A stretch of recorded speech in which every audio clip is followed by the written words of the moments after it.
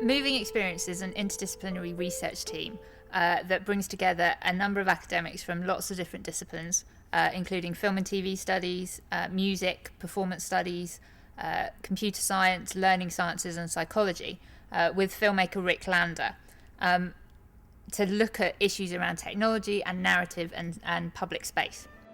So last summer, Rick created a pervasive drama piece called The Memory Dealer. In The Memory Dealer, participants would experience a narrative in a real space, in the streets of Nottingham. So throughout the piece, they listened to audio plays on an audio player.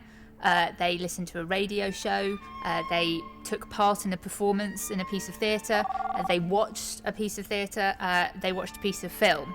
And throughout all these different kinds of narrative forms, they experienced this fictional world of the memory dealers, rather than being told about it like they might have been in film, television or theatre.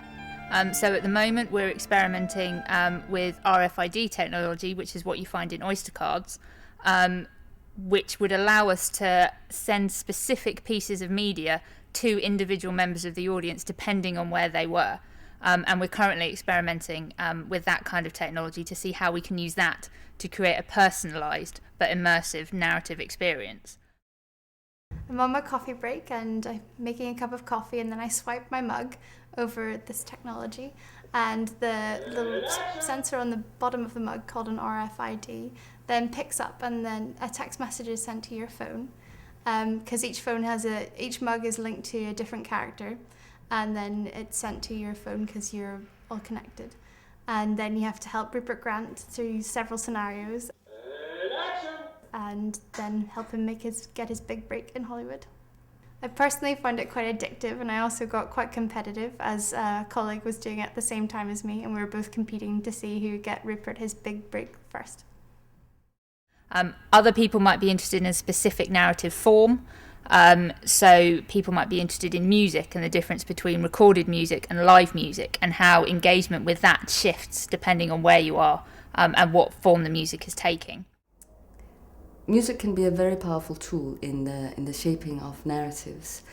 We can understand it broadly as a combination between melody, harmony and rhythm, but it's also, importantly, simply sound and the relationship between sound and silence. From a musicological perspective, what we can do is draw on these conventions that are inherent to film music and opera and melodrama, and challenge them in the new context of a pervasive drama. So, although music's inherent ability to connect with memory and emotion has been recognized in both opera scholarship and film music studies, we can add to and extend this knowledge. We can push the boundaries of what we already know and explore how music can add to the various experiences that the audience has in this new interactive and highly engaging space. So what we've now decided to do is we brought together this interdisciplinary team to come up with a second bigger event that's based on the same kind of idea as the Memory Dealer. So the aim is to create a cross-platform pervasive drama in a real space, where people will experience narrative in lots of different ways, through lots of different technologies, and we'll get what we like to term experiential drama rather than expositional drama. So it's very different from film, television or theatre.